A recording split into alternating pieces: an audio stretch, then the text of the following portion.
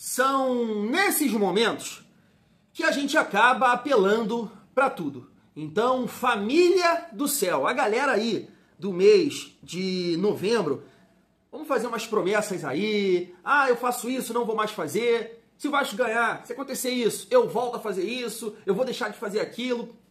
Tente aí a sua corrente de fé, a sua promessa. Que mês, hein? Nossa Senhora! 3 jogos, 3 derrotas. Depois de um mês de setembro maravilhoso, um mês de outubro inesquecível. Mês de novembro chegou para acabar a nossa vida. É isso. Mas assim, família, cara, futebol é uma coisa muito louca, né? O Campeonato Brasileiro tem disso. Como é que pode? O Vasco deu de 3 no RB Bragantino e assim, com uma certa facilidade, o RB Bragantino ganhou do São Paulo, que ganhou da gente. São Paulo esse que ganhou do Vasco e que, né, empatou com o nosso rival aqui. Que coisa louca, né? Mas as nossas chances em relação a G7, né, esquece. Principalmente, né, porque o Vasco vai ter muita dificuldade, né, de pontuar, de vencer esses jogos. E não assim, família, tu não tá acreditando no Vasco, você não acredita no Vasco? Não, eu acredito, pô. Eu acredito, eu acho que o Vasco tem tudo para voltar a jogar, para voltar a vencer, mas são jogos que historicamente o Vasco tem muita dificuldade, né? Assim como o de ontem, sabe? É a urucubaca que cerca a gente em alguns momentos o Vasco até quebra essa urucubaca, em outros é a merda que foi ontem, sabe? Surreal, inacreditável. Então a gente tem muita dificuldade de ganhar do Grêmio lá, o Bahia é o melhor mandante, o Internacional em casa, o Vasco também, 2 porradas seguidas, 23 e 24. Sabe? Então, além de você ter que tirar uma pontuação aqui que hoje é de 8 pontos, sem o Fluminense entrar em campo, no caso de hoje, né, contra o Cruzeiro, você tem que vencer os seus jogos. E jogando essa bola que o Vasco vem jogando, principalmente ontem, tá, família? Principalmente ontem, porque contra o São Paulo o Vasco jogou bem sim, a bola não entrou. Contra o Botafogo, sem comentários. Sem comentários. E ontem, assim, na minha opinião, foi a pior derrota. Que é isso, chegava contra o Botafogo, a gente não competiu. Sabe por quê? É o meu sentimento, tá? É o meu sentimento. Porque ontem o Vasco entrou com um time que eu entendo que é o ideal pra gente competir, por exemplo, contra o Fluminense, perdão. E aí a gente tem um nível de atuação que realmente complica demais, sabe? Complica demais, erros, nível de atenção. A gente vai reagir aqui alguns cortes que eu separei, vou reagir mesmo com vocês porque eu quero destacar cada ponto. E me incomoda demais, cara, essa galera que torce para rivais e ficar falando do momento do Vasco, né? Então tem o Pilhado falando do Diniz, o Garoni não, né? O Garoni vascaíno também faz uma análise que não vai de encontro com o que eu falei no nosso vídeo de pós-jogo ontem, né? Que eu falei que, na minha opinião, a derrota não passa pelo Diniz, mesmo pontuando alguma coisa tática, né? Como os zagueiros jogando de lateral, eu até falei sobre isso, mas eu acho que, assim, o nível de atenção e a postura que o Vasco demonstrou ontem, o Vasco não jogaria dessa forma com qualquer outro time, cara. Eu não vou nem citar aqui, né, rivais aqui do estado do Rio. Não jogaria assim contra o Cruzeiro em casa, não jogaria assim, sei lá, quem tá ali na parte da Bahia, não jogaria, porque o que o Carlos Cuesta fez não existe. Não existe. O que ele fez não existe. Repara, eu vi o vídeo da TNT, né, que aí dá pra ver claramente, ele tira o pé da bola. Ele tira o pé da bola para não fazer o escanteio, para não, né, a bola não ir para escanteio. O lance do Léo Jardim é absurdo. Absurdo. O erro é dele. O erro é do Léo Jardim. Eu não estou colocando na conta. Mas a postura do Nuno naquela bola ali mostra o que a gente está falando aqui. Ontem foi postura. Ontem foi postura. Você vê quando a bola vem pro Nuno, ele parece que tá jogando, sei lá, um X1. Que ele tá sozinho. Que tá ele e ninguém no campo, porque foi isso que pareceu. Ele fica assim, ó, parado esperando a bola. Pô, isso não existe, família. Futebol de hoje, essa postura, essa falta de noção do que está acontecendo no campo, o Nuno mostrou isso. Repito, erro do Léo Jardim. Mas a postura do Nuno mostra o que eu tô falando aqui. Um time que realmente não entendeu que ontem era uma decisão. Enquanto isso, a gente encarou um Juventude que veio para morder. Mesmo com um jogador de 44 anos. E foi decisivo, né, família? O Nenê, esse ano, o Nenê contribuiu com 6 pontos pro Juventude, porque no jogo lá, ele faz um gol de pênalti, não é isso? Me corrijam aí se eu estiver errado, eu acho isso sim, né? E ontem ele fez mais um gol. E detalhe, esse Gabriel Tagliari, meu Deus do céu, esse também gosta de meter gol no Vasco. E ontem ele acabou com a partida, né? A gente tem Ryan, a gente tem Coutinho, vários outros jogadores que a gente pode citar aí, mas o Gabriel Tagliari acabou com o Vasco. Ele acabou com o Vasco. Eu não gosto de ficar exaltando o rival aqui, não só tô falando isso porque o vovô garoto, ele joga lá no Juventude, na família vascaína, mas irrita, tá? Muito irritado com essa derrota aí do Vasco, porque é isso que eu tô falando, um time que na minha cabeça era o ideal para competir e perde dessa forma. Realmente fica muito difícil, família vascaína. Mas deixa eu passar aqui esses cortes pra gente até falar também dessa fala polêmica aí do Fernando Diniz. Olha só. O que acontece com o Vasco do Fernando Diniz? É surreal. Há pouco tempo eu tava fazendo um vídeo aqui elogiando o Fernando Diniz, recuperou o Vasco, Vasco de novo voltando a vencer, voltando a dar esperança pro seu torcedor. Aí agora, emplaca 3 derrotas ridículas o Vasco do Fernando Diniz. Perdeu pro São Paulo em São Januário, perdeu de 3-0 pro Botafogo no Clássico e agora perde pro vice-lanterna, pro penúltimo colocado do Campeonato Brasileiro, Juventude, por 3-1 em São Januário. Não dá pra considerar isso normal. Cara, o que acontece com o Diniz, o que acontece com o Vasco, quando o Vasco tá se recuperando, tinha até a melhor campanha do segundo turno, aí faz isso com o torcedor, pô. O torcedor do Vasco tem que ficar muito puto mesmo. Aonde vai parar a situação do Vasco? Quando o torcedor do Vasco vai voltar a ter paz? Isso é inacreditável, cara. Perder pro Juventude, do jeito que foi, em São Januário. Ah, na boa. O torcedor do Vasco tem que ficar muito puto. E aí a pergunta, quando que esse Vasco vai se recuperar? Como parecia, olha o erro ridículo do Léo Jardim. Olha que gol ridículo. Quando que esse Vasco vai se recuperar? Como parecia que estava se recuperando. É muito louco isso. Que papelão fez o Vasco diante do Juventude. Aliás, diante do seu torcedor, né? Pro Juventude foi ótimo. Não dá pra pensar em Libertadores com esse desempenho. O sonho do Vasco pelo G8, esquece. Depois do que o Vasco fez nessas últimas 3 rodadas, jogando no Rio de Janeiro, perdendo 2 em São Januário e sendo atropelado pelo Botafogo no Newton Santos, esquece, amigo. Mas isso não é novidade, não. No ano passado a gente viu acontecer exatamente a mesma coisa com o Paiva. E aí entra num ponto que eu debato constantemente aqui, que é a incapacidade que o Vasco tem de compreender a própria limitação. Sempre que o Vasco começa a apertar, começa a perder, começa a colar na zona de rebaixamento, acende o alerta e entende, opa, peraí, eu tenho que fazer o simples. E aí começa a fazer o simples e começa a vencer. E aí quando começa a vencer, esse é um ciclo vicioso que acontece todo ano. Fala, opa, podemos mais. Temos mais qualidade, por que não botar um meia para jogar de volante? Por que não botar um volante para jogar de zagueiro? Por que não abrir meus zagueiros para jogarem como laterais? Foi o que o Vasco fez hoje. Eu vou mostrar já no campinho o absurdo que o Diniz fez, depois escancarando mais uma vez o time contra o Juventude. O Vasco tomou 3 do Juventude, pode ter tomado 4, tá? Teve bola no travessão. E o Vasco, em momento algum, pressionou para realmente buscar o empate, muito menos a virada, mesmo jogando dentro de casa, mesmo empilhando o centroavante. O Vasco hoje teve a postura de um time frouxo. O Vasco foi frouxo. Frouxo na marcação, como foi o Cuesta, que permite um cruzamento numa bola morta do Juventude, num jogo onde o Juventude não fazia nada para incomodar o Vasco, onde o Vasco estava muito mais próximo do segundo gol do que o Juventude do primeiro, e o Cuesta vai de maneira frouxa marcar o Talhari, que partidaça do Talhari, inclusive, e o Marcelo Hermes faz 1-1. E aí a gente está acostumado a ver essa postura de time frouxo que o Vasco já teve em outros momentos. Frouxo porque se apavora no primeiro insucesso. No primeiro revés, o Vasco se apavora, a gente já viu isso acontecer inúmeras vezes. Parecia que não aconteceria mais, mas já voltou a acontecer. Contra o São Paulo, o time foi bem, mas acabou sendo batido, faz parte do futebol. Contra o Botafogo, não viu a bola. Contra o Juventude, o Vasco estava bem e se tornou um time completamente perdido em campo após tomar o primeiro gol, e aí depois toma o segundo gol. Na frouxidão do Léo Jardim, que inclusive é hábito do Léo Jardim, sair mal e botar a culpa nos outros. O Nuno poderia ter ido melhor na jogada? Poderia. Mas mais uma vez, já falei isso aqui em outra análise de outro gol que o Vasco tomou, e outra saída errada do Léo Jardim, que ele dá essa bola na fogueira por dentro. Eram 6 jogadores do Juventude contra 3 por dentro do Vasco. Não é bola para sair na entrada da área. O Léo Jardim, com tanto tempo de carreira, não é possível que não aprendeu. Assim, eu não consegui nem entender a tua pergunta. Se você acha que os diagnósticos, eu não consegui, sinceramente, eu não consegui entender muito a tua pergunta, os diagnósticos, que é o mesmo diagnóstico? Isso, a torcida merece, a gente teve erro individual. E... então tá, então vamos lá. Então você acha que a torcida não merece? Sabe o que fala que a torcida não merece? É? Que a torcida não merece? A torcida não muda de fora, estou perguntando dentro do campo. Então, a torcida, qual é o meu diagnóstico? A torcida, vou repetir então para você. Se você acha que esse diagnóstico vai mudar, não. Esse é um, que a torcida merece, que a gente tem que entregar a vitória, que a gente teve partidas diferentes, não foi nos mesmos tipos de derrota.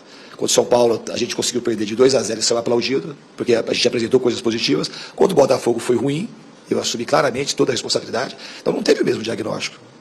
Você não está prestando muita atenção nas coletivas. Não foi o mesmo diagnóstico, muito pelo contrário.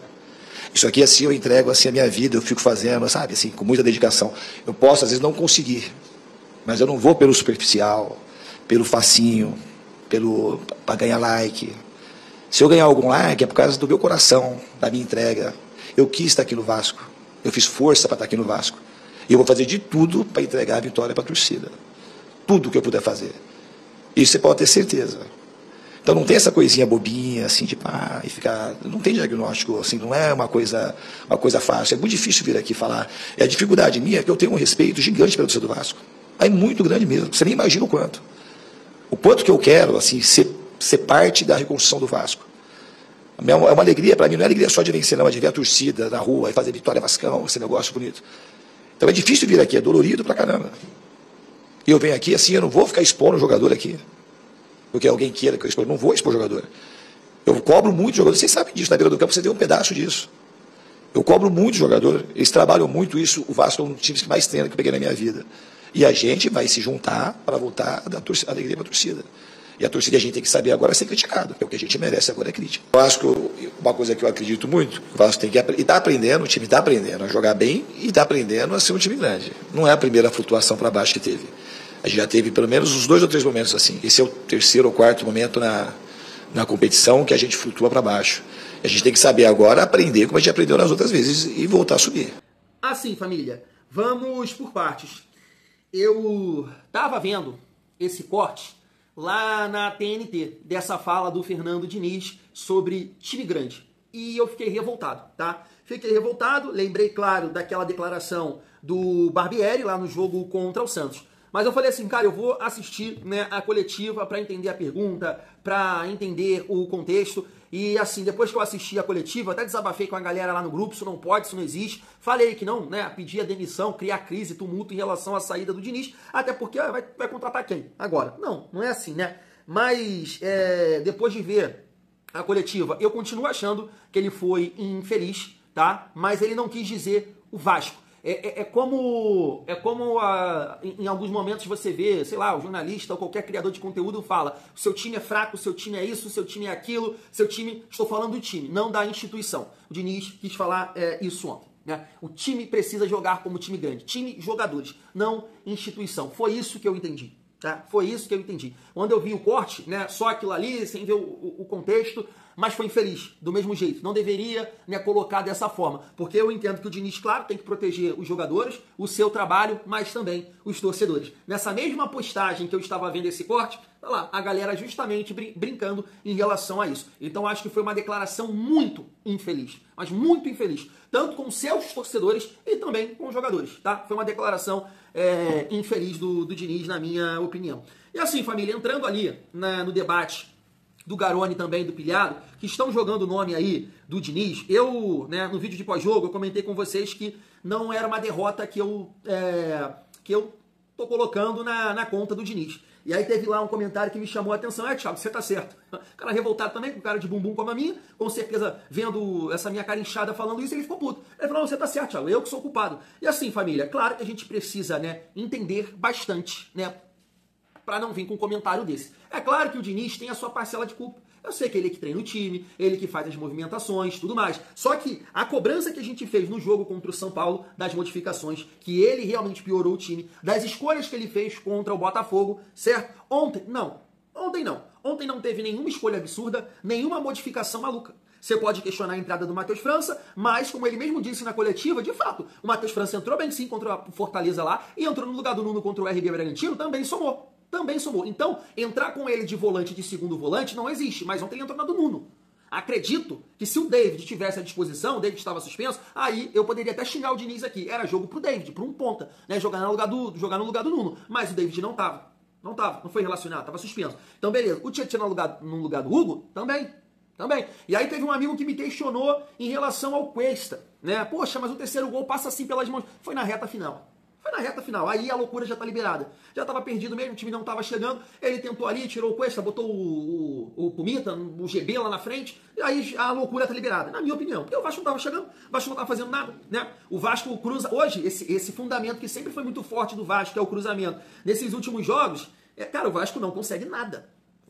Quando testa uma facilidade realmente muito grande. Ah, beleza, o gol do Ryan realmente foi de cabeça. Eu digo assim, depois que tá perdendo, na pressão, foi assim contra o Botafogo, foi assim contra o São Paulo e foi assim ontem, sabe? Depois do resultado negativo que você tem que buscar, o Vasco não acerta praticamente nada nessa bola aérea aí, e aí eu não vou criticar o Diniz por essas mudanças que acarretaram o terceiro gol. Então, sim, claro que ele tem a parcela de culpa dele, ele é o treinador do time, mas, poxa, se for assim, aí vai ficar difícil, né? Se toda derrota for na conta dele, é complicado. Porque isso não é... Eu não jogo mais videogame.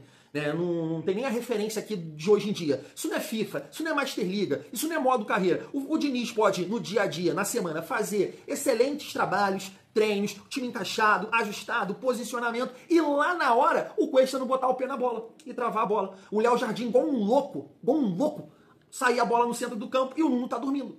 E entre outras tomadas de decisões dentro do campo. Você entende que não é uma coisa mecânica? Você pode fazer o trabalho melhor do mundo durante a semana, só que lá no sábado, às 6 horas, se os caras não desenvolverem um bom futebol, a coisa não vai fluir. E aí vai sempre cair na conta do Diniz. Quando o time perde, é sempre na conta dele. É isso que eu quis dizer. É isso que eu quis dizer. Então, eu não achei ele o responsável pela derrota no jogo contra o Juventude. Eu achei o campo. Falta de atenção. Aquele lance do Cuesta não aconteceria com o Cruzeiro, por exemplo. Com o Bahia. Ele ia travar o cara. Ele ia travar. Ele sabe, de repente, que os caras têm mais recursos, mais qualidade. O que o Nuno fez também não aconteceria. Eu tenho certeza absoluta.